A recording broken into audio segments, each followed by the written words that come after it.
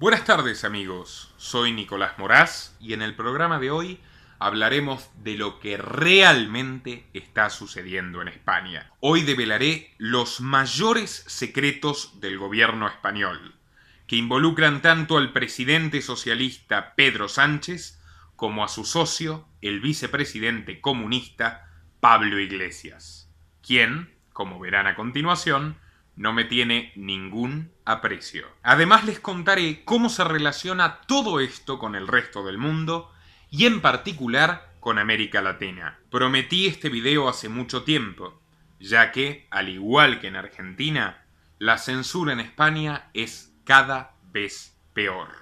Estamos trabajando con nuestros especialistas en dos direcciones. Una, pues a través de la Jefatura de Información, con el objetivo de evitar el estrés social que producen toda esta serie de bulos, y otra de las líneas de trabajo es también minimizar ese clima contrario a la gestión de crisis por parte del gobierno. Incluyendo la Gendarmería, realizan lo que se llama ciberpatrullaje, que es esto que mencioné, el patrullaje en las redes sociales para detectar el humor social y sobre todo detectar las zonas en las que esto es preponderante. Siento que la única forma de ayudar a nuestros amigos españoles es informándolos acerca de todo lo que los poderosos no quieren que sepan. Seguramente nuestros espectadores españoles conocerán parte de la información que trataremos, pero les garantizo que se sorprenderán. Por eso miren este programa hasta el final. Y si al terminar consideran útil nuestro trabajo, denle like, compartan este video, suscríbanse a nuestro canal y a nuestro canal secundario y por sobre todas las cosas, aporten para sostener económicamente nuestra tarea. No importa cuán pequeña sea la suma, ayuda y mucho. No recibimos ni recibiremos jamás un solo centavo de gobiernos o grandes corporaciones. Este canal depende exclusivamente de tu apoyo. Para que siga siendo posible, por favor, entra al link de Patreon en la descripción y realiza tu donativo desde tan solo $2 por mes. Desde Argentina, dona en pesos y con el medio de tu preferencia a través de Mercado Pago.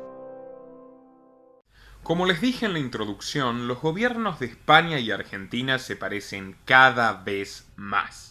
Y esto no se debe solamente a la estrecha amistad que une a Pedro Sánchez y Alberto Fernández, ni al afecto que se tienen mutuamente Pablenin y Cristina Fernández de Kirchner, ni tampoco a la importación de políticos progresistas argentinos que de todas formas voy a mencionar. El físico rosarino Pablo Echenique, que formó parte del partido centrista Ciudadanos y hace ya algunos años es dirigente en Podemos, la marca de Pablo Iglesias. Echenique fue secretario de organización hasta junio de 2019 y actualmente es diputado en las Cortes Generales. Cabe decir que Echenique, denunciado por explotación laboral, parece haberse olvidado de dónde nació, porque durante su breve lapso como dirigente regional se jactó de ser un orgulloso aragonés. Lo secunda en la lista el abogado tucumano Gerardo Pisarello, quien luego de una beca para ciudadanos globales del American File Service aterrizó en España, donde llegó a ser el número 2 de la alcaldesa de Barcelona,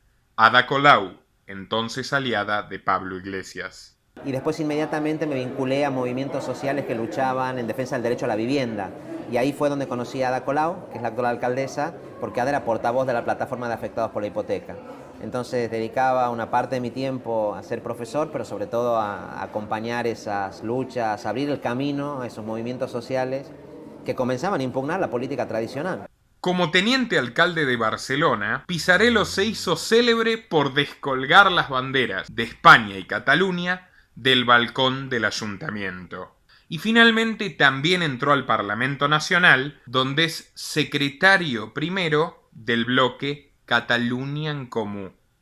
Y no podemos olvidarnos de Pablo Gentili, el pedagogo estrella de Claxo. Luego de trabajar para los gobiernos de Lula y Dilma Rousseff en Brasil, partió al viejo continente, donde se convirtió en jefe de gabinete del mismísimo Pablo Iglesias en Podemos, y adulador profesional del mismo, dicho sea de paso.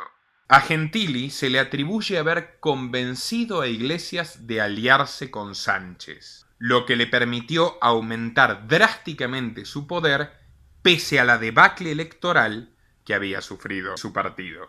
De todas formas, a Gentili lo mandaron de vuelta a la Argentina, donde actualmente se ocupa de las relaciones internacionales del ministro de Educación, Nicolás Trota. Gentili gestionó no solamente los convenios del Ministerio de Educación con la Open Society de Soros, sino también el elogio de Trota a la cuarentena española, pese a que la nefasta gestión de la crisis sanitaria en España ya tiene fama mundial. Pero insisto, estos personajes son meros peones en el tablero de ajedrez de los verdaderos dueños de España. Además de ministerios feministas, ciberpatrullajes, cámaras térmicas, controles de precios y lemas orwellianos para justificar sus políticas totalitarias, los políticos de España y Argentina tienen en común algo todavía más importante: los titiriteros que mueven sus hilos detrás de escena. Pero todavía no hablaremos de esto. Primero, quiero hacerles un resumen de los hechos más relevantes de la política española de los últimos años. España es tradicionalmente una de las naciones más facciosas del planeta, y en sus antiguas colonias definitivamente heredamos esa tradición. Para entender la actualidad española deberíamos remontarnos a la Iberia romana o a la invasión de los godos, pero sin embargo situaré el punto de partida en la trágica guerra civil librada entre 1936 y 1939. Que dejó el saldo de 500.000 víctimas fatales y una de las peores hambrunas de la historia universal. En dicho conflicto se enfrentaron las diversas fuerzas que integraban el gobierno de la Segunda República Española contra el bando sublevado, que rápidamente se nucleó tras el liderazgo del joven militar Francisco Franco. El bando republicano, cuyo único logro se resumía básicamente al fin de la monarquía, estaba integrado por demócratas como Manuel Azaña, por la Esquerra Republicana de Cataluña, el mismo partido separatista que apoyó actualmente a Sánchez para llegar al poder, por el Partido Comunista Español, que décadas más tarde se reciclaría en Izquierda Unida y actualmente integra la coalición oficialista, por los anarquistas de izquierda de Buenaventura Durruti, quien finalmente fue asesinado a traición por sus socios estatistas, y por el mismísimo Partido Socialista Obrero Español que hoy gobierna, que en aquel entonces tenía como referentes a Julián Basteiro, Indalecio Prieto y el polémico Francisco Largo Caballero, quien gracias a su férreo antiliberalismo había ocupado el Ministerio de Trabajo durante la dictadura militar fascista de Antonio Primo de Rivera, y quien protagonizó un autogolpe al gobierno de la República, manteniéndose en la presidencia durante el transcurso de la guerra. Los republicanos cometieron todo tipo de abusos contra los opositores antes y durante el conflicto, y contaron con una parte del ejército y el apoyo económico, político y militar de la Unión Soviética de Stalin y los gobiernos de Gran Bretaña y Estados Unidos. El bando sublevado, por otra parte, abarcaba una amplia gama de derechas, desde los monárquicos y el clero católico, hasta la Falange, fundada por José Antonio, el hijo del dictador Primo de Rivera. Este bando contó únicamente con el apoyo internacional de la Alemania nazi y la Italia fascista. No ahondaré en la historia de la guerra, que fue atroz, y en la cual ambos bandos perpetraron crímenes horripilantes contra inocentes. Simplemente quiero que quede claro que desde entonces la sociedad española es casi perfectamente binaria, y casi todas las fuerzas que se mataron en la década del 30 tienen perfecta continuidad en el presente.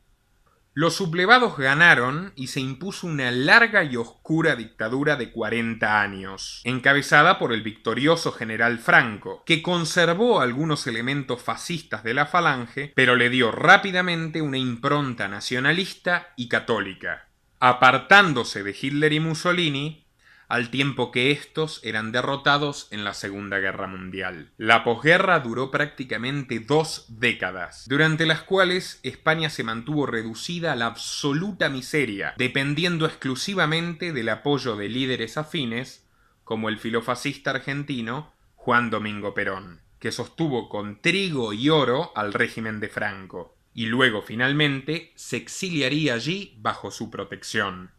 Pero a partir de los 60, Franco se asoció con los estadounidenses e incorporó a su gobierno a tecnócratas del Opus Dei, que transformaron su política económica autárquica hacia un capitalismo corporativo y antiliberal típicamente afín a los intereses norteamericanos. Muerto Franco a finales de los 70, ocurrió un fenómeno político extremadamente sobrevalorado en buena parte del mundo: la famosa transición. Pero la transición fue básicamente un acuerdo de impunidad que acompañó una reforma política que transformó a la antigua dictadura franquista en una democracia representativa como el resto de Europa. Allí pactaron los dirigentes franquistas, por ejemplo los posteriores presidentes Adolfo Suárez y Leopoldo Calvo Sotelo, y el fundador del actual Partido Popular, Manuel Fraga Iribarne, con los líderes del renacido PSOE, más las autoridades comunistas, empezando por el genocida Santiago Carrillo, quien durante la guerra fue responsable de la masacre de Paracuellos, donde ordenó fusilar masivamente a sus prisioneros, acabando con la vida de entre 2.400 y 5.000 personas, de acuerdo a la reconstrucción de historiadores rigurosos, incluyendo a 276 niños. Esto es curioso porque si bien los criminales se perdonaron mutuamente, legitimaron la vuelta de la monarquía con el rey Juan Carlos de Borbón y elaboraron una constitución que, como todas las constituciones, lucía prometedora, la división social, lejos de disminuir, se hizo aún más fuerte durante la era democrática. Una mitad del electorado adhiere en términos generales al conservadurismo y la otra mitad al progresismo. Y para no perder la costumbre, toda la dirigencia política española no tiene demasiados reparos en aplastar la libertad de los ciudadanos. Ya lo dijo Antonio Machado: españolito que vienes, al mundo te guarde Dios. Una de las dos Españas, adelarte el corazón. Luego de los breves gobiernos de Suárez y Sotelo, llegó al poder el socialista Felipe González, un joven y carismático abogado andaluz, al que evidentemente le gustó mucho su estadía en el Palacio de la Moncloa, puesto que permaneció allí durante 14 años. Entre 1982 y 1996. Seguramente si lo hubieran dejado, seguiría ahí. A lo largo de sus 4 periodos consecutivos, González llevó adelante algunas de las principales reformas del Estado. Si bien llegó al poder con un discurso que muchos consideraban radical, al poco tiempo se convirtió en uno de los mejores amigos que la élite global y la oligarquía española podrían desear. Si bien Fernández confiscó arbitrariamente Rumasa, un holding perteneciente a la tradicional familia Ruiz Mateos, que contaba en 1983 con 700 empresas y 60.000 empleados, desde entonces su relación con los grandes capitales no podría ser mejor. A través de su política de reconversión industrial, Fernández amparó y benefició a numerosas corporaciones, entre ellas las farmacéuticas, que hoy, bien lo sabe Soros, tienen en España uno de sus principales centros de producción. Anecdóticamente, durante su mandato trabó amistad con el matrimonio argentino compuesto por el psiquiatra Hugo Sigman y la bioquímica Silvia Gold. Sí, Gold. Hija del tesorero del Partido Comunista Argentino. Según la versión oficial, El tesorero del Partido Comunista Argentino, Silvio Gold, le prestó a la joven pareja $300.000 para que monten un laboratorio en Barcelona. Y durante el gobierno de Felipe González, el laboratorio comenzó su transformación hacia el mega emporio farmacéutico multinacional que tienen hoy. Sigman no se olvida de su amigo, al que de vez en cuando invita a dar clases a la Argentina. Como buen socialdemócrata, González aumentó el gasto público y extendió el estado de bienestar. Un sistema que desde sus orígenes en la Prusia de Bismarck es auspiciado y apoyado por los grandes empleadores, que transfieren el costo de educar y mantener sanos a sus empleados al Estado, y el Estado a su vez costea, permitiéndose entonces pagar menores salarios. Salarios que a su vez el Estado saquea para financiar la educación y la salud públicas. El crecimiento del sector público español fue financiado por una enorme cantidad de deuda externa y más adelante por los fondos de desarrollo de la Unión Europea, que consistieron en millonarias subvenciones para nivelar a los países más pobres del eje con sus socios más favorecidos. Estos fondos se destinaron a España, Italia, Grecia y Portugal. Sin embargo, España recibió, sin ninguna explicación oficial, más de la mitad del total del dinero, y lo hizo con la ayuda del principal ideólogo de la Unión Europea, George Soros, quien más tarde visitaría a González en su propia casa y lo elogió llamándolo el transformador de España. En materia de política exterior, González no apuntó únicamente a la UE, fue también un excelente servidor de Ronald Reagan y de George Bush padre. Nada más comenzar su primer mandato, González introdujo a España a la polémica OTAN.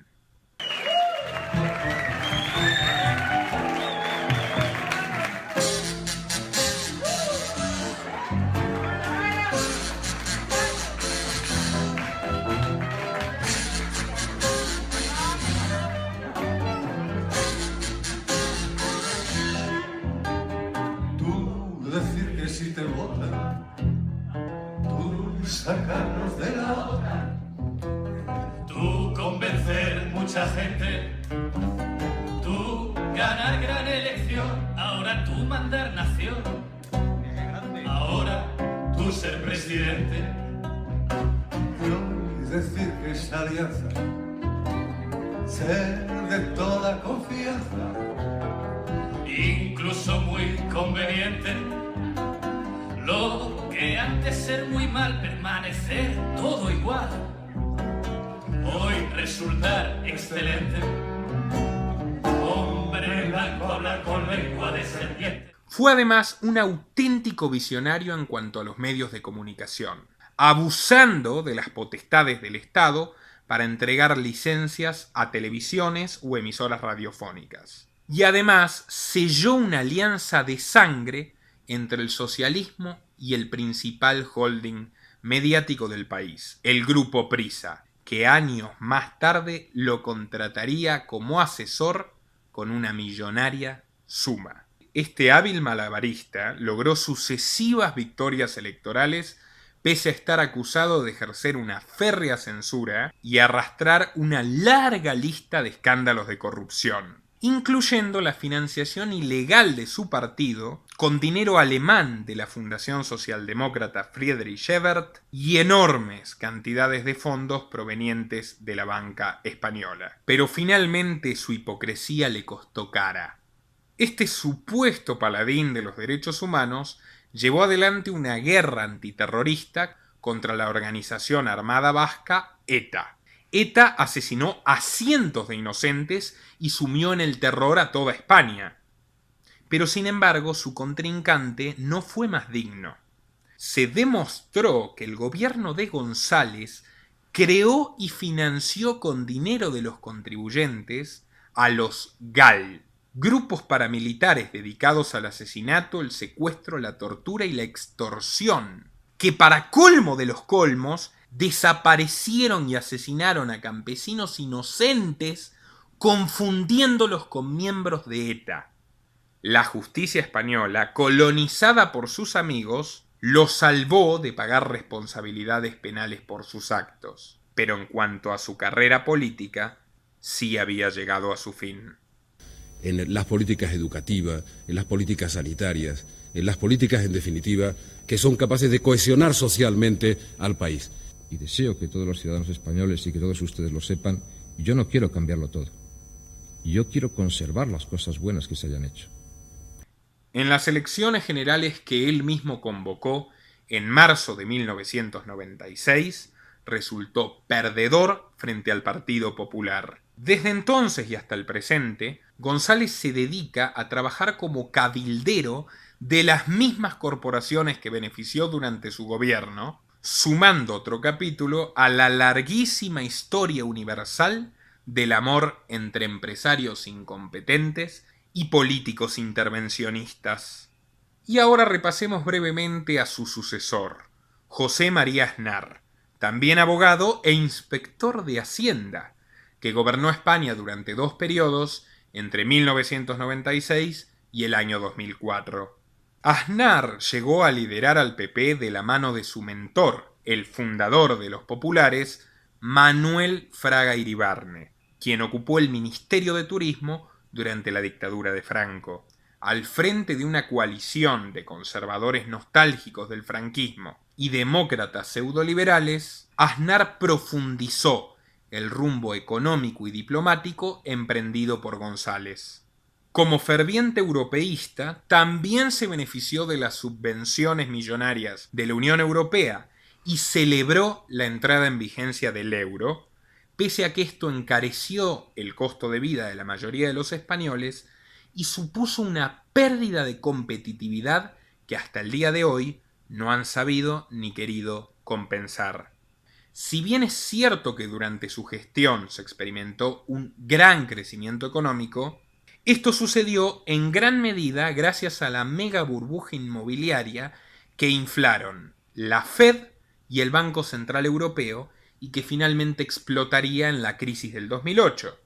En materia internacional, cabe destacarlo, Aznar ayudó a las megacorporaciones españolas en desembarcar en Hispanoamérica, resultando beneficiadas por las pseudo-privatizaciones amañadas y cartelizadas, como por ejemplo en Argentina, donde la española Marsans se quedó con la línea de bandera, la Telefónica con el duopolio de las comunicaciones, Repsol con el monopolio petrolero y Santander y el BBVA con buena parte del sector financiero. ¡Caminen, caminen! ¡Muévanse! ¡Muévanse adelante! ¡Sigan! ¡No paren! 1300. ¿Está todo bien? Sí, todo bien. Como amigo de la OTAN, Aznar envió a la Fuerza Aérea Española a bombardear Yugoslavia en 1999, una siniestra operación donde murieron centenares de civiles desarmados. Pero ya en 2003 participó junto a los Estados Unidos de Bush y la Inglaterra de Tony Blair en la invasión genocida a Irak, que acabó con casi 1 millón de vidas humanas. Para las elecciones generales de 2004, Aznar postuló a su antiguo vicepresidente y portavoz, Mariano Rajoy Brey. Pero los atentados terroristas del 11 de marzo de 2004, tan solo 3 días antes de los comicios, le dieron la victoria al viejo PSOE. Respecto a estos atentados hay mucho para decir. La versión oficial los atribuye a una venganza del terrorismo islámico, pero como es habitual, detrás de la supuesta yihad se esconden los intereses de los políticos occidentales, en este caso concretamente de los socialistas ibéricos.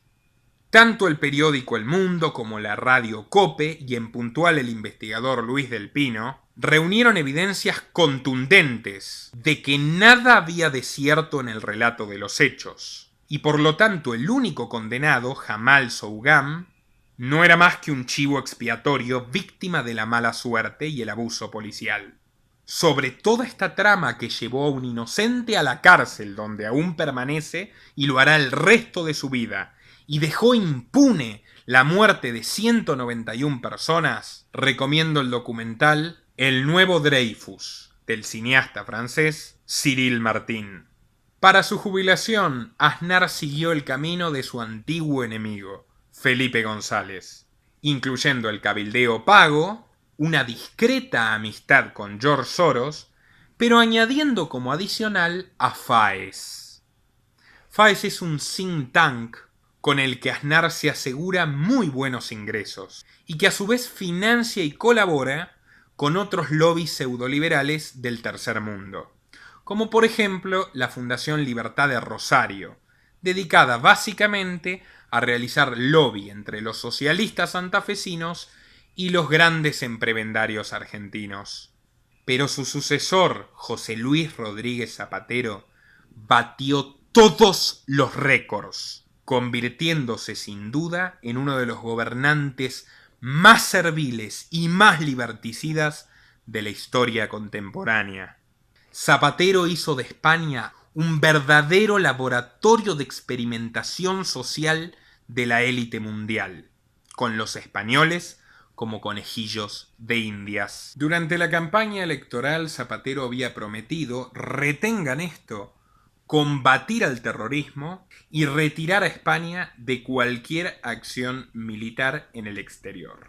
Ya presidente, este abogado leonés se convertiría en el progre apoteótico, la encarnación viva del progresismo global.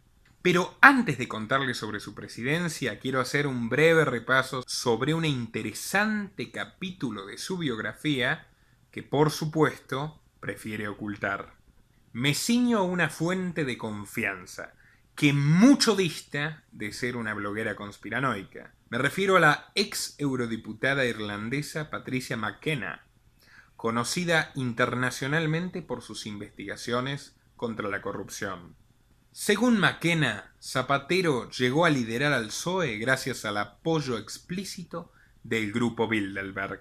¿Qué es el Club Bilderberg? Es un proyecto creado por el billonario David Rockefeller y el emblemático secretario de Estado norteamericano Henry Kissinger, que cada año reúne en una conferencia privada y secreta a las 130 personas más influyentes del mundo, según el criterio de sus organizadores.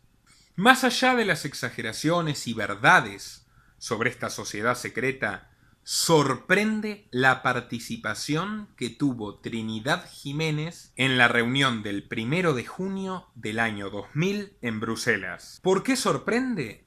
Porque Jiménez en ese entonces era una mera empleada de segunda línea del partido, cuyo único mérito era formar parte del equipo de campaña del candidato con menos chances de lograr presidirlo, José Luis Rodríguez Zapatero, quien entonces era un diputado leonés, joven, desconocido e inexperto. Esto es más que interesante. Jiménez viajó a Bruselas en calidad de acompañante de Juan Luis Cebrián, un histórico miembro del club y CEO del grupo Prisa, el principal holding mediático del país. Tan solo 6 semanas más tarde, Zapatero triunfó y obtuvo la Secretaría General del PSOE, venciendo a Rosa Díez, que en aquel entonces era ni más ni menos que jefa de la delegación del PSOE en el Parlamento Europeo, José Bono, que en aquel entonces era presidente de la Comunidad Autónoma de Castilla-La Mancha, una de las más importantes, y Matilde Fernández, ex ministra de Asuntos Sociales de Felipe González. 3 referentes socialistas con mucho mayor trayectoria que él. Rodríguez Zapatero entraba en el Palacio de Congresos de Madrid con un discurso ganador en la mano. Quiero deciros en primer lugar que yo subo aquí convencido que no estamos tan mal. El presidente de Castilla-La Mancha, acostumbrado a ganar, partía como favorito de una elección a la que también optaban la eurodiputada Rosa Díez y la guerrista Matilde Fernández. Poco más del 41% de los votos y solo 9 por encima de José Bono bastan para convertir al diputado Zapatero en el nuevo líder del PSOE. Zapatero ganó contra todos, y repito, todos los pronósticos de la prensa española, excepto el diario El País, del grupo Prisa, que lo apoyó y celebró su victoria.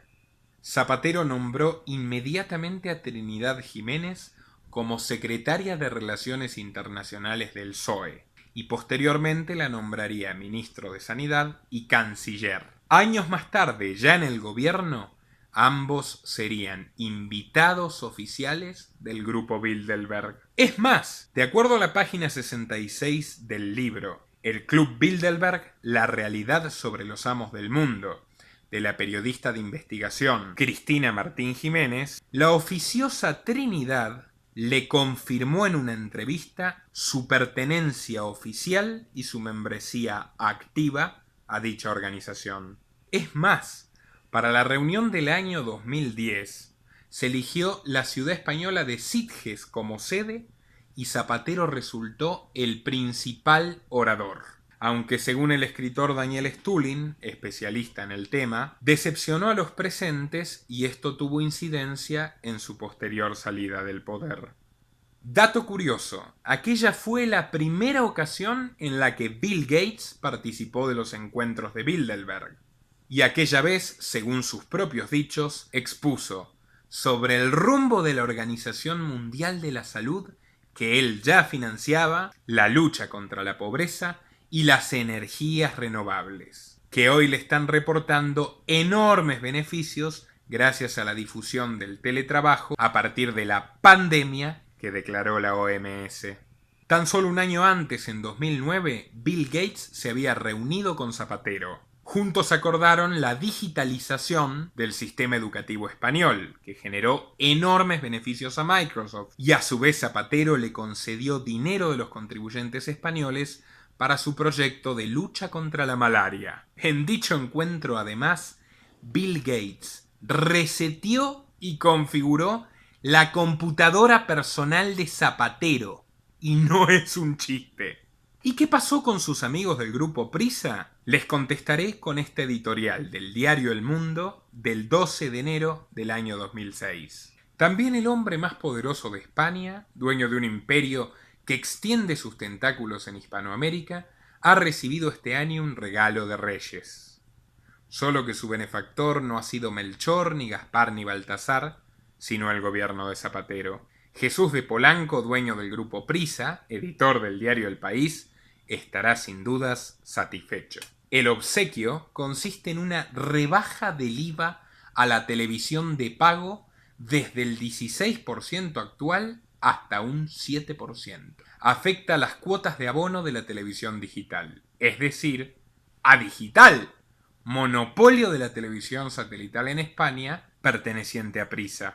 La reducción del impuesto había sido solicitada por el consejero delegado de Sogecable, Juan Luis Cebrián, 2 días después de la victoria de Zapatero, lo cual en sí mismo resulta elocuente, y en términos económicos supone dejar de pagar a Hacienda unos 37 millones de euros al año.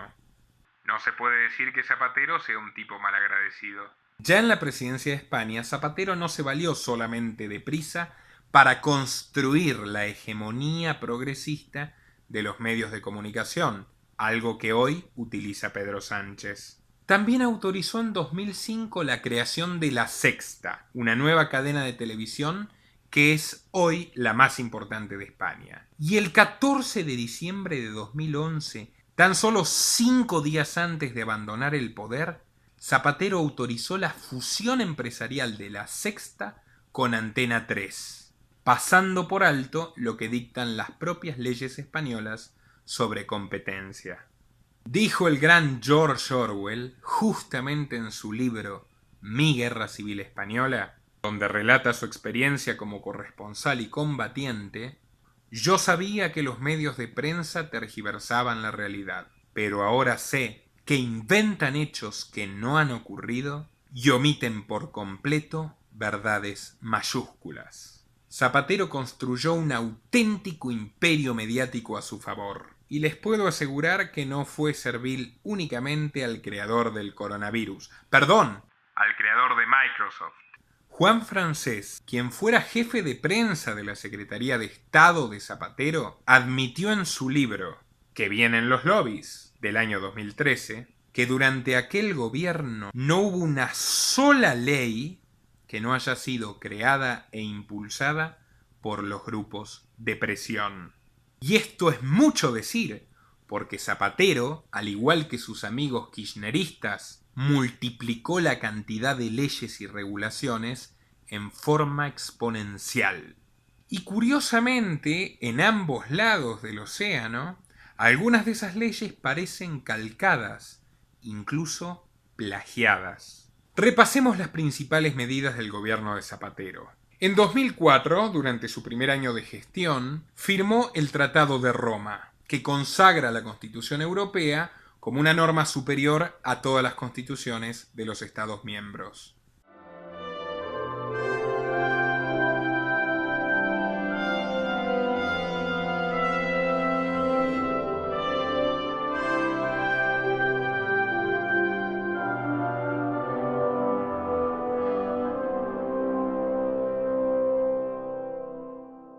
Y para el 22 de diciembre del 2004, las Cortes aprobaron su Ley Orgánica de Protección Integral contra la Violencia de Género, la primer ley feminista del mundo hispano.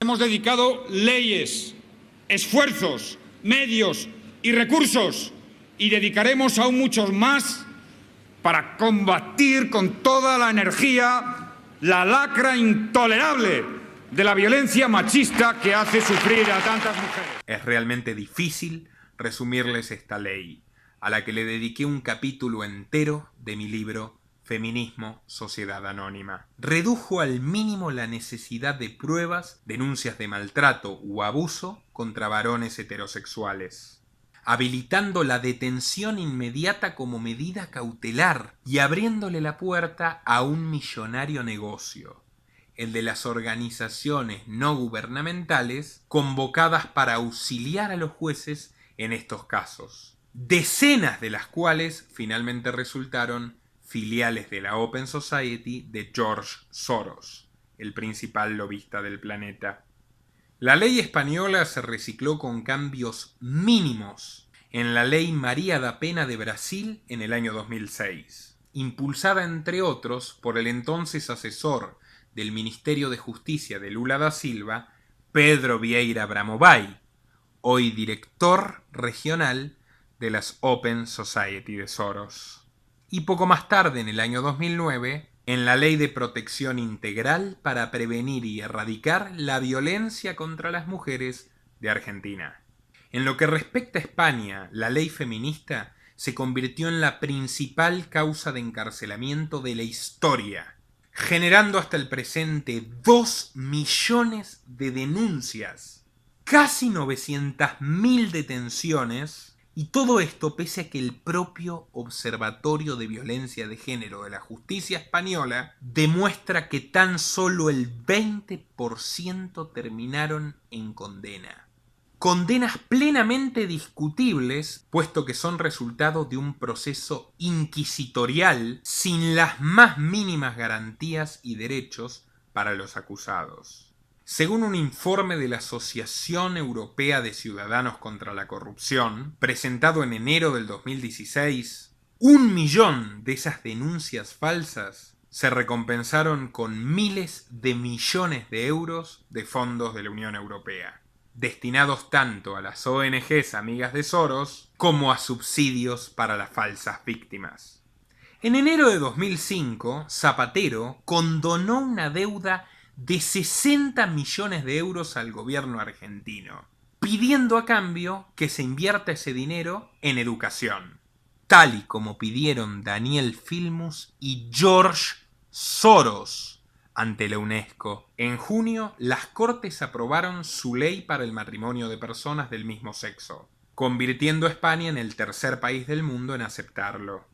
Y si bien fui, soy y seré defensor de que los homosexuales tengan exactamente los mismos derechos que los heterosexuales, no puedo dejar de advertirles que la Open Society de Soros no solo celebró su sanción, sino que, otra vez, ayudó a que se replique en la Argentina, donde juristas españoles colaboraron a su redacción. El 2 de enero de 2006 promulgó la Ley Antitabaco, restringiendo para siempre las libertades personales y económicas de los fumadores. Y lucharemos contra la opresión y la marginación. ¡Que viva la ignición! Cantaremos hasta enloquecer. Fumar es un placer sensual. Fumaremos sin desfallecer. Fumar es un derecho natural.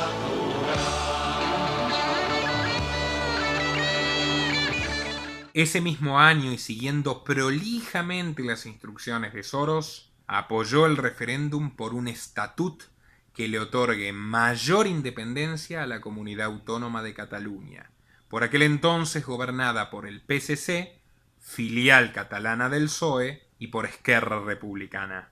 También promulgó la LOGSE, una desastrosa reforma educativa, y comenzó oficialmente las negociaciones con los terroristas vascos, incumpliendo de manera categórica su promesa de campaña. En 2007 Zapatero concretó la primera ley de identidad de género del planeta, otra figura legal auspiciada por las Open Society desde los 90s, y que, curiosamente, al igual que las leyes anteriores, se imitó en la Argentina 5 años más tarde, gracias al lobby de la Fundación Huésped de el Dr. Pedro Can y al dinero de Soros, a quien Can agradeció públicamente. Esta ley no otorga ninguna libertad que no tuvieran antes los travestis, a quienes respeto como cualquier otra persona, sino que los convierte en esclavos de la burocracia de turno e instaura el dogma de género como nueva religión de Estado. Poco después, Pedro Solbes, miembro de Bilderberg y su ministro de Economía, vendió 1/3 de las reservas de oro que le quedaban al Banco de España. Una decisión totalmente antieconómica que generó graves pérdidas en el mediano plazo y que solo se explica a través de una suerte de señal europeísta en favor de la moneda común. A fines de ese año, Zapatero logró ejecutar la Ley de Memoria Histórica, que según sus críticos solo apuntaba a endiosar el bando republicano y a revivir los rencores guerras civilistas. Algo similar a lo que hizo el kirchnerismo en la Argentina, solo que con los montoneros y lo ocurrido en la década del 70. Semanas más tarde, Zapatero confesó accidentalmente que los sondeos indicaban la necesidad de enfrentar a la población. Apoyado en el crecimiento económico que heredó de Aznar, hizo campaña electoral con la ayuda de Paz, la plataforma de apoyo a Zapatero. Dicha plataforma, presentada en el Círculo de Bellas Artes, contó con el apoyo de destacadas personalidades del cine, la música y la televisión, como por ejemplo Boris Izaguirre, Ana Belén, Miguel Bosé, Jesús Velázquez, Juan Manuel Serrat, Joaquín Sabina, Daniel Barenboim y Pedro Almodóvar. Y no les quepa duda, tiempo después, Zapatero los recompensó como es debido, con la Ley General de Comunicación Audiovisual, imponiendo cuotas de pantalla obligatorias para los productos de cine y televisión producidos en España, aumentando drásticamente sus privilegios fiscales frente al resto de los ciudadanos y otorgándole subvenciones de hasta 100 millones de euros por año. Y me olvidaba, también la ley Cinde, o la llamada ley Mordaza, una política de penalización brutal contra los sitios para ver y descargar películas y series. Así uno puede entender cómo ciertos artistas se rebajaron apoyando a este sujeto.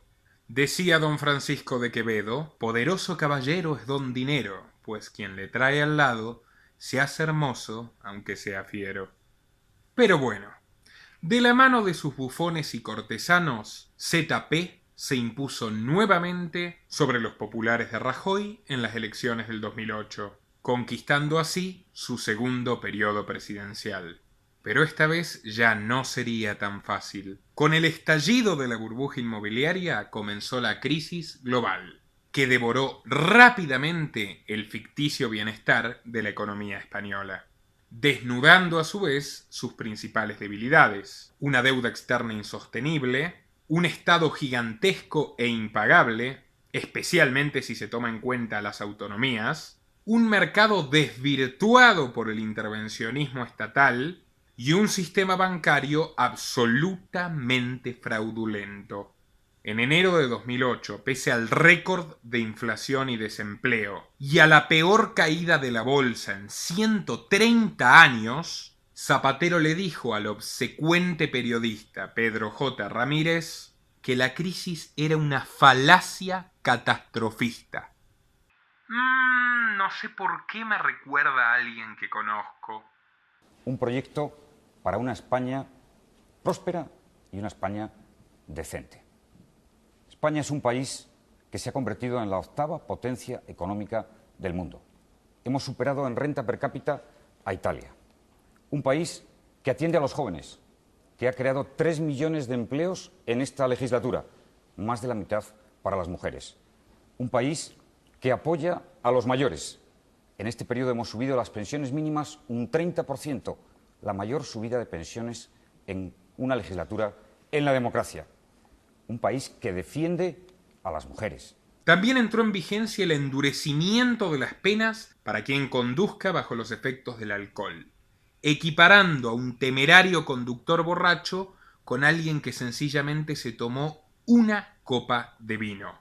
Luego de la cumbre del G20 en Washington, Zapatero ejecutó un plan de estímulos fiscales similar, aunque mucho menos costoso, al que Sánchez impulsa actualmente. Y cerró el año regalándole 100.000 millones de euros en avales a la banca fraudulenta y criminal que prestó irresponsablemente dinero basura regalado a su vez por los bancos centrales. Con el paso del tiempo se descubriría que el Banco Santander, de la familia Botín, miembros del Club de Bilderberg, favoreció a Zapatero entregándole una hipoteca personal a precio de regalo y condonó una deuda de 12 millones de euros del Partido Socialista. 2009 inició con 1 millón de nuevos desempleados y la peor caída industrial en 16 años. Fue entonces cuando el mandatario decidió rendirle un homenaje a Lord Maynard Keynes, quien creía que la guerra y la creación artificial de empleo eran métodos idóneos para salir de una recesión. Así fue como Zapatero dio a luz el denominado Plan E, que destinó 50.000 millones de euros robados a los españoles en todo tipo de obras de infraestructura tan inútiles y absurdas como este spa rural ubicado en el recóndito paraje de Arroyo de San Serván y que costó 350.000 euros. No hace falta aclarar que fracasó en su objetivo y que todo esto, por supuesto, agudizó la recesión. A su vez, en un acto impúdico y burlándose otra vez de sus votantes, Zapatero envió un gran contingente de tropas a Afganistán, en palabras del prestigioso periodista Luis María Anzón, con el único fin de satisfacer a Obama y al imperialismo estadounidense.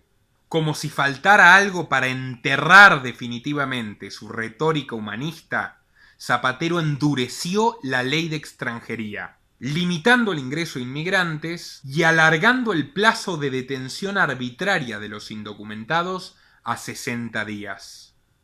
Como les comenté en un principio, fue en 2009 cuando el intrépido leonés decidió regalarle dinero público al hombre más rico del mundo. Además, inyectó otros 9.000 millones en el salvataje de la Caja de Ahorros de Castilla-La Mancha.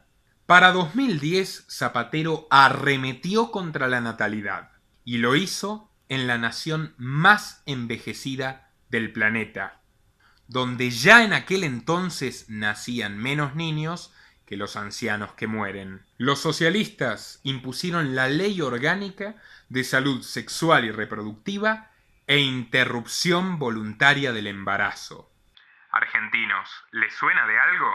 Y así legalizó y estatizó el aborto con la asesoría oficial de la Federación de Planificación Familiar Estatal, un organismo digno de la peor pesadilla pesimista de Aldous Huxley. La FPFE, contra lo que parece a primera vista, es una organización privada. Son ni más ni menos que los partners españoles de la Planned Parenthood, la principal red de clínicas abortistas del mundo. Y según sus propios balances, este lobby recibe subvenciones del gobierno español, de la Fundación Rockefeller y, cómo no, del tío Georgie. También la Fundación Bill y Melinda Gates y la Organización Mundial de la Salud felicitaron a España por su iniciativa. En paralelo, y dando una muestra cabal de cuál era su real intención, Zapatero suprimió el llamado cheque bebé, un subsidio de 2.500 euros que se le entregaba a los padres primerizos. Si lo que querían era extinguir a los españoles, lo están logrando. En 2019 el número de nacimientos ya era 30% más bajo que en el año 2009, condenando a la quiebra definitiva al nefasto sistema de pensiones del estado de bienestar, que se está tornando una ficción insostenible. Pero conociendo a la izquierda del sistema, van a preferir cualquier cosa, incluyendo liberarse de los ancianos, antes que dar un paso atrás con su estatismo mesiánico.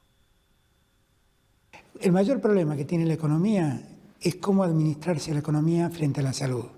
¿Y eso por qué es? Porque la búsqueda de la eternidad es incita al hombre. El hombre quiere no morir, quiere vivir el mayor tiempo posible. ¿Y qué hace la medicina? Cada vez le da más recursos para seguir viviendo. ¿Y eso qué provoca? Tiene consecuencias económicas tremendas. Porque ahora, hace 30 años atrás, teníamos que mantener a una persona hasta los 70 años. Y ahora lo tenemos que mantener hasta los 85. Y trabaja menos gente. Y a su vez, mantener una persona con vida cuesta mucha plata por toda la aparatología, la medicación. Yo lo que quiero es una política más racional. Que sería eso, que no haya el enojo, no se llegue al enojo para que no se produzca la creación de los puestos. Eso que dije antes, buscar una política más racional y menos emocional. Más racional y menos emocional. Frente a un déficit cercano al 10%, producto de su incompetencia, Zapatero decidió subir el IVA general del 16 al 18%, estrangulando definitivamente al sector privado. Con su querida Trinidad Sánchez como ministro de Sanidad, continuó la arremetida contra las libertades. Todo esto con la excusa terrorista de defender la salud pública. Jiménez coronó la cruzada antitabaco prohibiendo los espacios para fumadores en bares y restaurantes.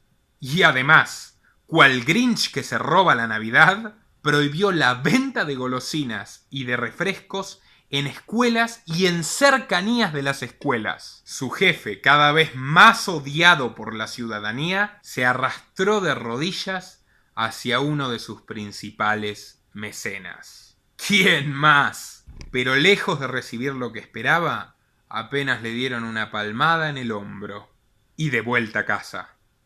En la recta final de su gestión, en el año 2011, con un desempleo juvenil del 50% y una subcrisis de pobreza energética generada por las energías renovables que tanto le gustan al señor Gates, Zapatero se despidió de la Moncloa siendo, por una vez, fiel a sí mismo.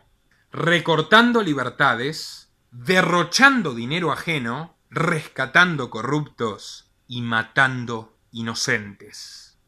En el transcurso de unos pocos meses, prohibió conducir a más de 110 kilómetros por hora en todo el país y terminó de regalar más de 12.000 millones de euros en subvenciones desde el inicio de la crisis, incluyendo ítems tan curiosos como 150.000 euros para el Observatorio de Género de Camboya. Para no privarse de nada, respaldó la invasión militar de la OTAN a Libia, comandada por su amigo francés, el socialista François Hollande, en aquel entonces jefe de Macron. Consciente de su debacle, Zapatero adelantó las elecciones generales, enviando a su vicepresidente, el químico Alfredo Pérez Rubalcaba, a una derrota segura frente a la derecha de Mariano Rajoy. En sus últimos días de gobierno, Zapatero aprobó la fusión empresarial de Antena 3 y La Sexta,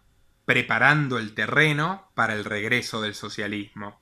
Y además indultó al director del Banco Santander, Alfredo Sáenz, condenado a 3 meses de prisión e inhabilitación perpetua por haber acusado falsamente a deudores mientras presidía la entidad. Desde su salida del poder, nuestro amigo de León volvió a la escena pública en 2 ocasiones. La primera, fungiendo como polémico mediador internacional entre la dictadura de Maduro y sus pusilánimes opositores. Pero su participación despertó todas las sospechas de que en realidad estaba trabajando a sueldo del tirano rojo. Y por segunda vez Zapatero se hizo visible para respaldar a Pedro Sánchez, que sin lugar a dudas es el más digno de sus herederos. Intentaré ser breve respecto a los 6 años de Mariano Rajoy en el poder, tratando de no omitir las cuestiones fundamentales. Rajoy traicionó a Aznar y enterró lo que solía llamarse el ala dura del PP, asumiendo una postura más centrista y moderada, que en la práctica permitió una verdadera continuidad de todas las políticas de Zapatero. Rajoy pidió 100.000 millones de euros de rescate a la Unión Europea, de los cuales se usaron prácticamente 50.000. Profundizó las políticas feministas y de género del socialismo e incumplió todas y cada una de sus promesas de campaña, empezando por la de bajar los impuestos. Lejos de ello, aumentó la presión tributaria mucho más aún que su predecesor. Elevaremos la imposición indirecta, aumentando el IVA y la fiscalidad medioambiental y reduciendo la imposición sobre el empleo. En concreto, el tipo general del IVA aumentará 3 puntos, del 18 al 21. Dije que bajaría los impuestos y los estoy subiendo. Todo esto en línea con lo que pidieron históricamente Warren Buffett, Bill Gates y George Soros, defensores a ultranza de un capitalismo progresista, donde los impuestos y las regulaciones se multipliquen, blindando sus grandes fortunas, puesto que dificultan o directamente imposibilitan el surgimiento de competencia, y sabiendo además que esos impuestos pueden trasladarse a los precios, por lo tanto imponerse a sus consumidores.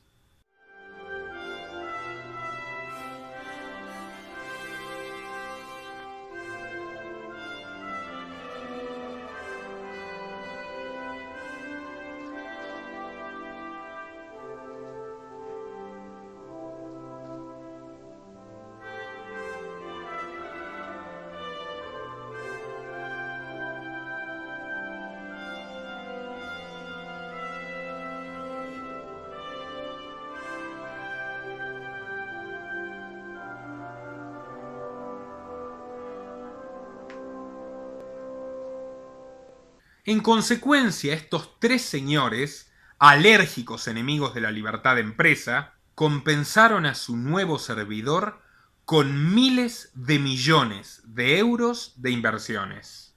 Soros, por ejemplo, se convirtió en uno de los principales accionistas del Banco Santander y también del cuasi monopolio de energía eléctrica Iberdrola, el despiadado holding que dejó literalmente en la oscuridad a centenares de miles de españoles. Dicho sea de paso, poco tiempo después estalló el escándalo por los sobornos de Iberdrola a diversos políticos del PP, al mismo tiempo que Greenpeace felicitó a la firma por su producción ecológica, y el gobierno federal de Estados Unidos continuamente sus subvenciones a esta compañía, que para 2017 ya sumaban más de 2.000 millones de dólares. Rentabilidad asegurada por la violencia gubernamental. Ese tipo de empresas le gustan a Soros.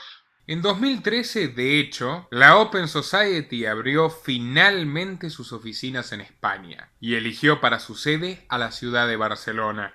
¿Dónde más? Al fin y al cabo, allí siempre contó con excelentes aliados en los partidos separatistas. Según el canal Amos del Mundo, a través de la inmobiliaria Hispania, Soros adquirió 213 apartamentos y 230 plazas de garage en urbanizaciones catalanas. El método de alimentar crisis para luego comprar masivamente el capital devaluado es un clásico de Soros. Ya lo hizo en la Argentina luego del mega crack del 2001, donde él era uno de los principales acreedores, y lo está haciendo nuevamente ahora, luego de acordar con Alberto Fernández la extensión del confinamiento y la devaluación total de la moneda para favorecer sus inversiones.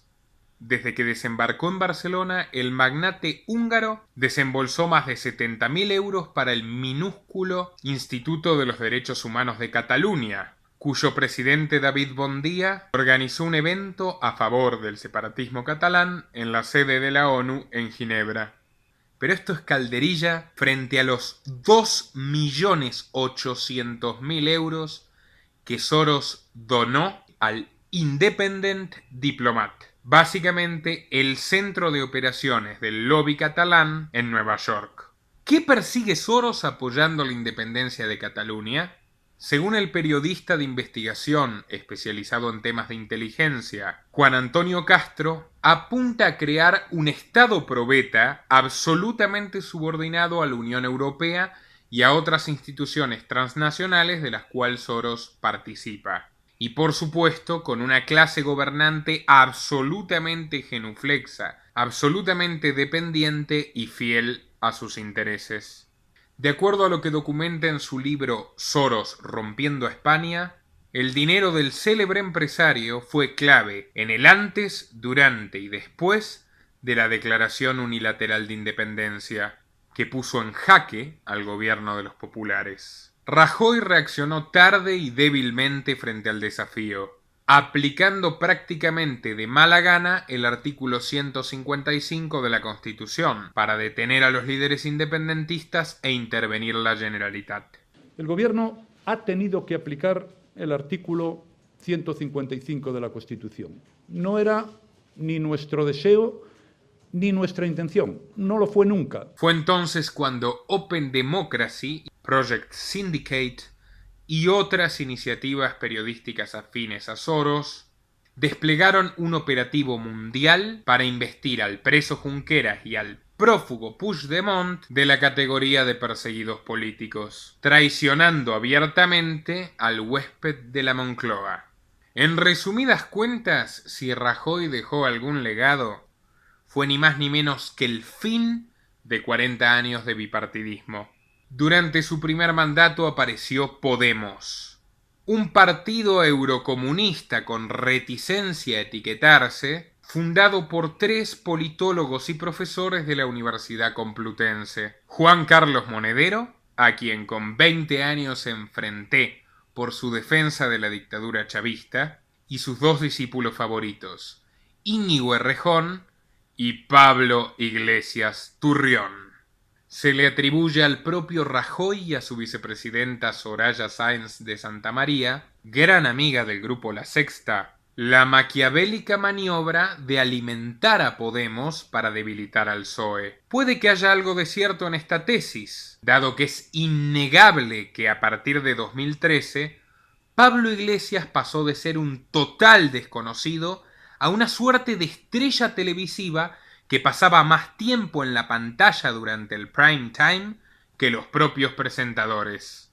Es de público conocimiento que Iglesias tomó cursos de comunicación televisiva y que ya conducía sus pequeños ciclos propios, Fort Apache y La Tuerca, por lo que supo aprovechar con maestría aquel golpe de suerte para sellar de una vez por todas y para siempre, de una fuerte impronta personalista, a su partido. Iglesias debutó en las elecciones para el Europarlamento del año 2014, encabezando una boleta que llevaba por logo su propio rostro. Algo que no deja de ser irónico en un movimiento que se proponía como una suerte de renovación de la política, que expresaría el espíritu de rebeldía colectiva e informal del 11M, bla bla bla, o sea, básicamente orientado a seducir a los jóvenes de izquierda que se decepcionaron con Zapatero. En dichos comicios el Coletas cosechó 5 asientos en el Europarlamento,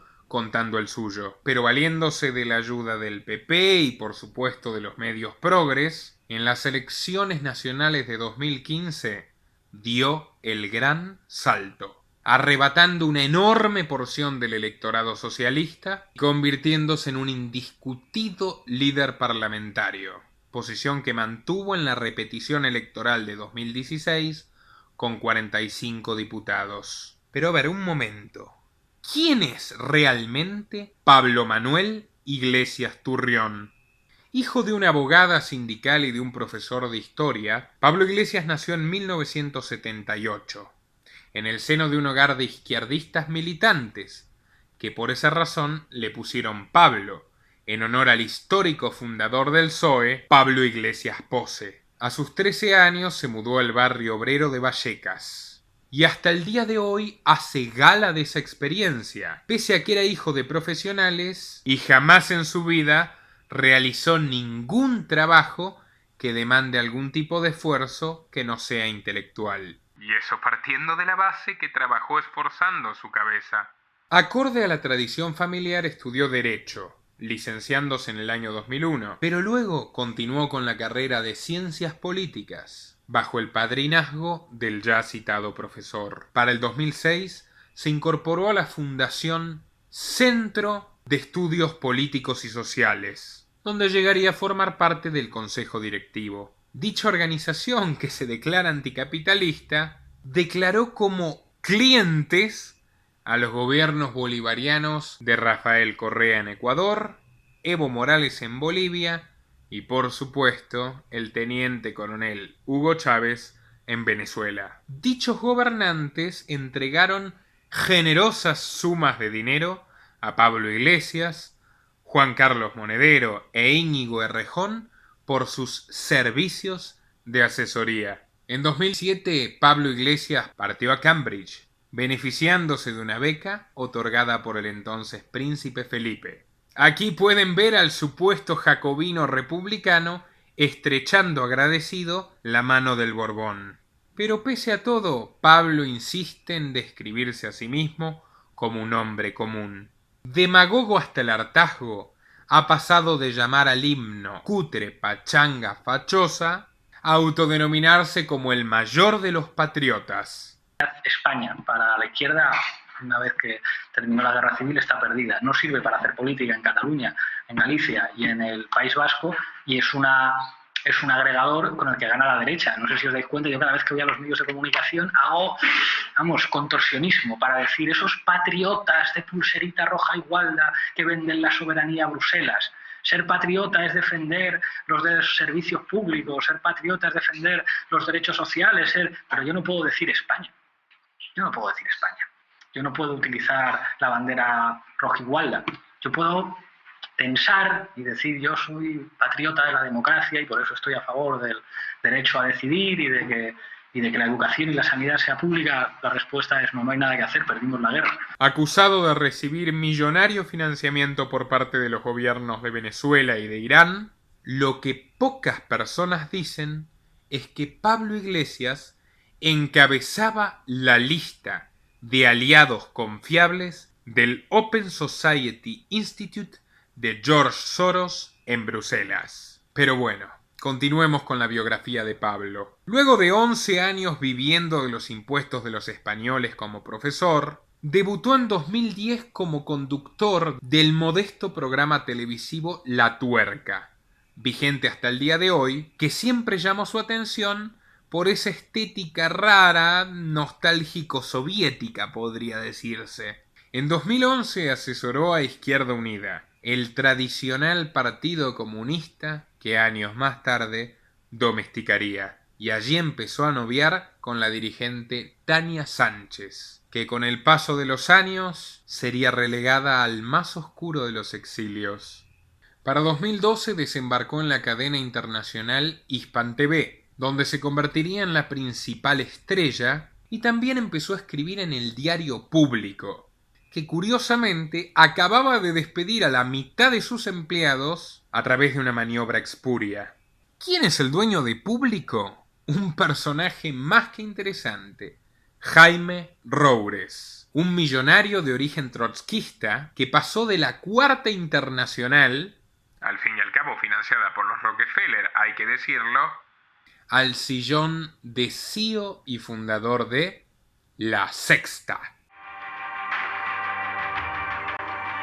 Nuestro invitado de hoy es empresario y trotskista. A los que le critican la supuesta incoherencia de ser rojo y tener mucha pasta, les contesta que esa pregunta no se la hacen a los empresarios católicos. En otra vuelta de tuerca, Jaume Roures.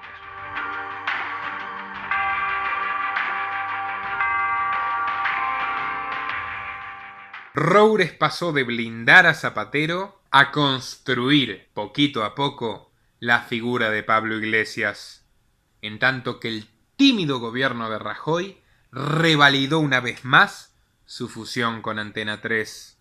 Nuestro versátil caballero puede proclamarse a sí mismo un líder feminista, todo un varón deconstruido, pero poco más tarde jura que azotaría hasta sangrar a una periodista que lo incomodó en un reportaje. No hace falta aclarar que ningún hombre común puede comprarse una mansión de 600.000 euros, con jardines principescos, piscina y guardias de seguridad. Comunista total. ¿Qué es lo que hizo Iglesias junto a su actual esposa, la también diputada y actual ministro de la Igualdad, Irene Montero? Dicha adquisición le valió el mote de El Marqués de Galapagar. Sí, se lo debo a Federico Jiménez Los Santos. Tengo muchos puntos de desacuerdo con él, pero no puedo negar que es muy ingenioso. Pero para ser justos, Pavel Lenin no es muy diferente al Lenin original o al propio Trotsky, que vivieron durante décadas financiados por los banqueros judíos alemanes que se obstinaron en la tarea de destruir a Rusia para eliminarla del mercado internacional, algo que los bolcheviques lograron sobradamente. Pero bueno, situémonos nuevamente. Elecciones generales del año 2016. Repetición de las de 2015 ante la imposibilidad de formar gobierno. Podemos absorbió a la antigua Izquierda Unida y conformaron la coalición comunista Unidos Podemos. Y así lograron apropiarse buena parte del electorado del PSOE. Pero a ver, ¿qué pasó con la derecha? También Rajoy vio mermado su apoyo en favor de Ciudadanos, un ambiguo partido atrapalotodo cuya única línea sostenida en el tiempo fue la oposición al nacionalismo catalán, que le dio inicio en el año 2006 y que lo consolidó ante la deficiente respuesta de Rajoy a los ojos del electorado. Ciudadanos finalmente se consagró en estas elecciones, permitiendo a su líder, Albert Rivera, liderar un grupo de 32 escaños. Este joven abogado, hombre de Bilderberg y la banca, se promocionó mucho a sí mismo como una suerte de Macron español, exponiendo a la vez una fuerte adhesión al feminismo y la progresía en temas sociales y una férrea defensa de los intereses corporativos en materia económica. Luego de intensos coqueteos con los socialistas, el camaleónico Rivera finalmente se decidió por apoyar a Rajoy, que con 137 escaños logró legitimar su segunda legislatura. aunque por menos tiempo del que creía. Ahora bien, nos falta hablar de un personaje fundamental en esta historia, el nuevo líder del socialismo español, Pedro Sánchez Pérez Castejón, dueño de 85 bancas en el Congreso y protagonista de un renacimiento propio del ave fénix. Sánchez nació en Madrid en el seno de una familia acaudalada. Hijo de un importante ejecutivo del sector financiero, continuó con la profesión de su padre, cursando economía. En 1993, a la edad de 21 años, se afilió al PSOE y en el año 97 partió hacia Bruselas, la capital de la Unión Europea, donde realizó un máster de política económica comunitaria, a sabiendas de que Bruselas es la capital mundial del lobby, un sitio ideal para comenzar una prometedora carrera política. Y créanme, no se equivocó. A los 26 años Sánchez consiguió el puesto de asesor de la eurodiputada socialista Bárbara Dürkop y poco más tarde fue nombrado jefe de gabinete del Alto Comisionado de las Naciones Unidas en Bosnia, durante el mismo periodo que Aznar y sus amigos bombardeaban a la antigua Yugoslavia. Sánchez trabajó para Carlos Westendorp, un socialista que se esmeraba en ocultar su pasado como funcionario en la dictadura franquista. Pero el verdadero avance de Sánchez en la política fue casi accidental y data del año 2000. Exacto, el año de las elecciones internas. Por obra y gracia del destino, Sánchez coincidió en espacio-tiempo con Trinidad Jiménez. Ambos estaban en Bruselas cuando Trinidad acompañó a Cebrián a la reunión de Bilderberg. Enterado de esto, Sánchez regresó a España para participar del Congreso Federal del PSOE, donde decidió a última hora cambiar su voto, que iba destinado al veterano José Bono, y finalmente contribuyó al inesperado triunfo de Zapatero. Quiero deciros en primer lugar que yo subo aquí convencido que no estamos tan mal. El presidente de Castilla-La Mancha, acostumbrado a ganar, partía como favorito de una elección a la que también optaban la eurodiputada Rosa Díez y la guerrista Matilde Fernández. Poco más del 41% de los votos y solo 9 por encima de José Bono bastan para convertir al diputado Zapatero en el nuevo líder del PSOE. Y solo 9 por encima de José Bono. Inesperado para todos, pero no para el joven Pedro. Como irónica recompensa, Zapatero le otorgó un pequeño cargo en la Secretaría de Organización, premio consuelo para Bono. Pero Trinidad Jiménez entabló una amistad duradera con el atractivo treintañero, que le acompañaría en la lista de candidatos para las elecciones municipales de Madrid en el año 2003. Sánchez no resultó elegido, pero aún así se convirtió en concejal meses más tarde. ¿Cómo sucedió esto? Porque le tocó reemplazar a la activista por el aborto Elena Arnedo, que, sin razón aparente, renunció a su banca y abandonó la política. Desde entonces Sánchez se convirtió en la mano derecha de Trinidad Jiménez, que en 2004 lo nombró como uno de los representantes del PSOE en la junta directiva de Caja Madrid, un puesto muy bien remunerado. Para 2006, cuando Sánchez se casa con su actual esposa, María Begoña Gómez Fernández, la influencia de Jiménez sobre él era tal que ella misma ofició la boda, cual sacerdotisa. Renovada su acta de concejal en el año 2007, el favorito de la señora Bilderberg apostó más alto. Se presentó como candidato a diputado por Madrid en las elecciones generales del 2008, pero otra vez quedó afuera. Razón por la cual, en busca de nuevos horizontes, ingresó al Instituto Nacional Demócrata de Asuntos Internacionales, básicamente la red de lobby mundial del Partido Demócrata de Estados Unidos.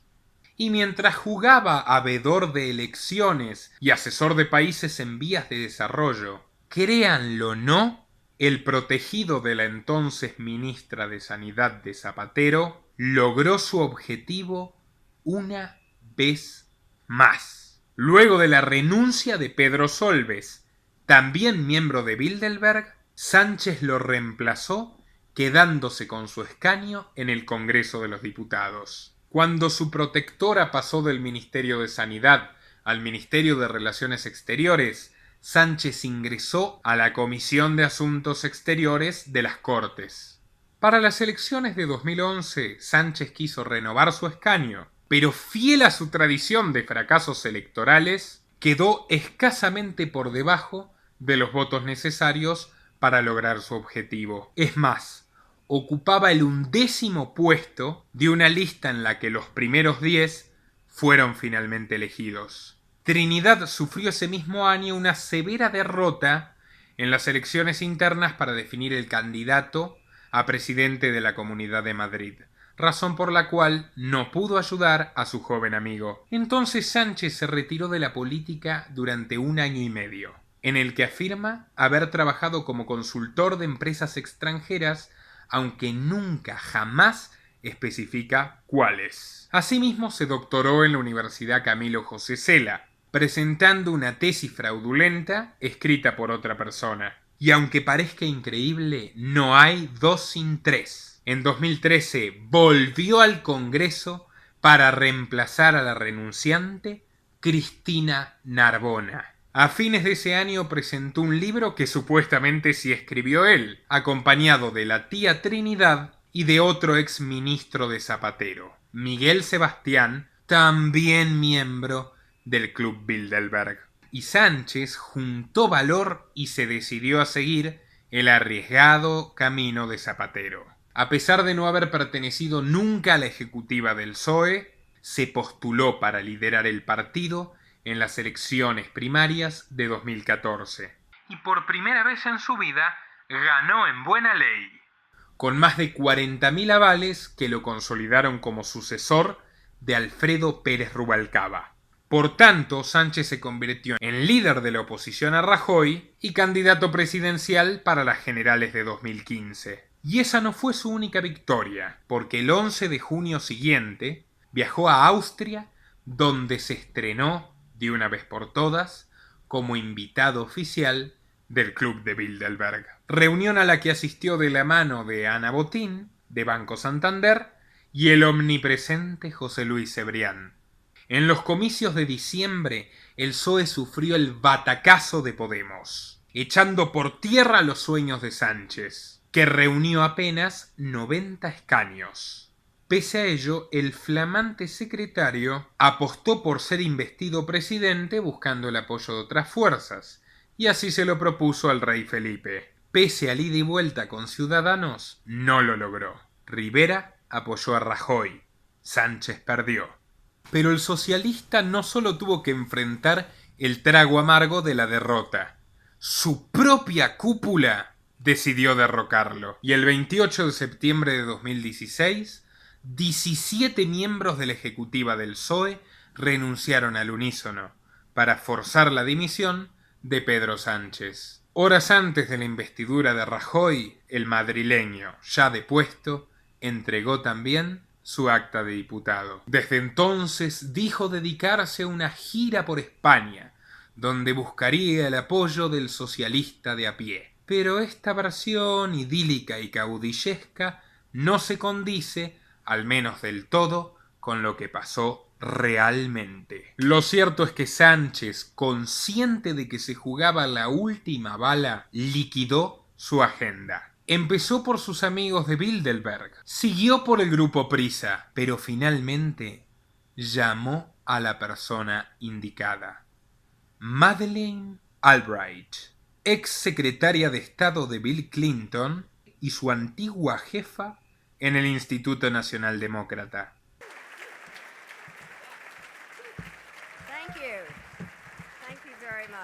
Cabe destacar, Sánchez nunca cesó colaboraciones con este instituto, de acuerdo al LinkedIn oficial del presidente español. Y resulta que al NDI, de acuerdo a sus propios registros oficiales, lo financian, entre otros filántropos, Soros, la familia Rockefeller y, presten atención, las 2 empresas más poderosas del planeta: Google y Amazon. Y justamente mientras Rajoy y su ministro de Hacienda, el voraz Cristóbal Montoro, trabajaban en un proyecto de tasa digital para arrojarse sobre las ganancias de estas compañías, Sánchez les ganó de mano. Con la promesa de obedecer a sus intereses, más el lógico aval de sus amigos de Bilderberg, Sánchez se hizo del apoyo del santo algoritmo de Google. Y en las primarias del 21 de mayo de 2017 resultó reelegido por amplio margen, imponiéndose sobre la entonces presidenta de Andalucía, Susana Díaz, que era a su vez la protegida de Felipe González. Tan solo 2 meses más tarde, el juez José Ricardo Prada cita al todavía presidente Mariano Rajoy como testigo en la causa Gürtel, una histórica trama de corrupción del PP que se transformó de un momento a otro en una espada de Damocles sobre la cabeza del premier. Tic-toc, tic-toc, lo siento Rajoy, comenzó la cuenta regresiva. En febrero de 2018 y luego de largas vacilaciones, el líder de los populares martilló el último clavo de su ataúd. Anunció públicamente que ese mismo año impulsaría el impuesto digital y que además impediría que se traslade a los precios, con la infantil aspiración de evitarse un problema con los usuarios de estas plataformas. Esta ley hecha a medida para grabar a Google, Amazon y Netflix no le gustó nada a los gigantes de Silicon Valley, ni tampoco a Soros, que recientemente se había convertido en uno de los principales accionistas de Netflix, al mismo tiempo que, oh casualidad, Netflix se convirtió en el principal aparato de adoctrinamiento progresista, feminista y antinatalista del planeta. Es más, Netflix llevaba ya meses mofándose impunemente del pobre Rajoy. En mayo, el juez Prada condenó a 151 años de cárcel a 29 de los acusados, declarando al PP como organización partícipe y beneficiaria del delito y calificando de poco creíble el testimonio de su secretario general, el presidente Rajoy. Sánchez, en su calidad de líder opositor, tardó apenas unas horas en presentar su moción de censura para removerlo del cargo. Y así fue como el 1 de junio, en un evento casi teatral, donde Rajoy se retiró a un bar y sobre su escaño quedó el bolso de la vicepresidenta Soraya Sáenz de Santamaría, Pedro Sánchez Castejón se convirtió en el presidente en funciones del Reino de España, aupado por Podemos y los separatistas catalanes, apoyado a su vez en la abstención de Ciudadanos. Completando el cuadro, los niños mimados del tío Giorgi se unieron contra Mariano. 3 semanas más tarde, el reluciente inquilino de la Moncloa le abrió sus puertas a George Soros. Y aunque mantuvieron el contenido de su charla en el más estricto secreto, lo que Sánchez no pudo ocultar es que Soros resultó ser la primera personalidad internacional que recibió en su mandato. Vaya mensaje, bastante claro. Más adelante se supo que Prada, el juez que condenó a Rajoy y convirtió indirectamente a Sánchez en presidente, llevaba una década cobrando dinero de Soros. Finalmente, la Audiencia Nacional lo apartó del juicio por su falta de imparcialidad. Y en el mientras tanto, Soros se retiró de Netflix, Google y Amazon consiguieron postergar una y otra vez la tasa digital. Es más, este verano se reunieron con Sánchez, que les prometió posponerla hasta diciembre de este año, y ya veremos. Pero todavía resta la segunda parte de esta historia, que es aún mucho más escalofriante e intensa que lo que ya escucharon. En la segunda entrega contestaré a todas estas preguntas. ¿Cómo Sánchez logró consolidarse en la presidencia en las elecciones de noviembre? ¿Quién gestó el acuerdo con Iglesias? ¿Y cuáles son sus condiciones ocultas? ¿Cómo se relaciona todo esto con el coronavirus y la muerte de miles de personas inocentes? ¿Qué futuro le espera a los españoles? No solamente les hablaré de estos personajes y sus poderosos sponsors, también hay muchas verdades por destapar respecto a Albert Rivera y la debacle de Ciudadanos, sobre el mismísimo Pedro Casado, que sustituyó a Rajoy, y también sobre Santiago Abascal, la prometedora figura de la nueva derecha. Cuando comencé esta investigación a pedido del público, no imaginaba encontrarme con tanta información interesante. Yo, como han podido comprobar, no soy un bloguero conspiranoico. Jamás vas a escucharme desarrollando teorías disparatadas sobre reptilianos, Illuminatis, Q, R, S, T, U, etc. Es más, yo ni siquiera creo que Soros o el grupo de Bilderberg decidan todos los destinos del mundo. El mundo es mucho más complejo. Pero me niego a omitir o infravalorar el rol de estos siniestros personajes cuando las evidencias lo demuestran. Si me callara como lo hacen los grandes medios, no sería un periodista, sino un mercenario. No en vano recorrí esta década en el oficio, llena de encantos y desencantos, de éxitos, de censuras y de derrotas. Al final de cuentas, baso todas mis investigaciones en fuentes sólidas, gran parte de ellas de acceso público, todas cotejadas y todas contrastadas como corresponde. Así que si te gustó este video y esperás el siguiente, dale like, comentá y compartilo con todos tus amigos. Suscríbete por favor a nuestro canal, pero también por las dudas a nuestro canal secundario, que ya sabemos que la censura está a la orden del día. Y finalmente lo más importante, aportá económicamente para sostener nuestra tarea. No importa cuán pequeño sea tu apoyo, suma y mucho. Podés hacerlo vía Patreon, PayPal, Bitcoin o Mercado Pago. Están todos los links en la descripción y en el comentario destacado. Y te recomiendo que mientras esperás la segunda entrega, veas todos nuestros últimos videos con particular énfasis en estos tres. Y me despido con lo prometido, el día que Pablo Iglesias ordenó censurarme en vivo y en directo por televisión internacional. Hasta la próxima. La Open Society no pertenece a los Rothschild, sino a George Soros, quien Julian Assange demostró que financia a los genocidas imperialistas que se disfrazan de progresistas como Hillary Clinton o los socialistas españoles, socios de la monarquía absolutista saudí.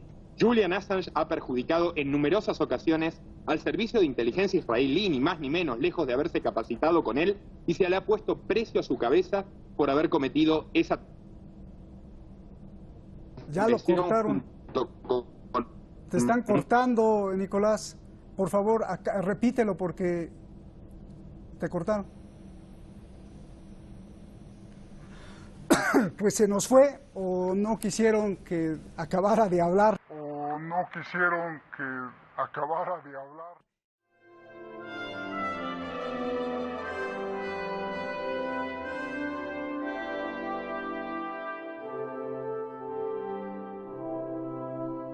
Este canal depende exclusivamente de tu apoyo. Para que siga siendo posible, por favor, entra al link de Patreon en la descripción y realiza tu donativo desde tan solo $2 por mes.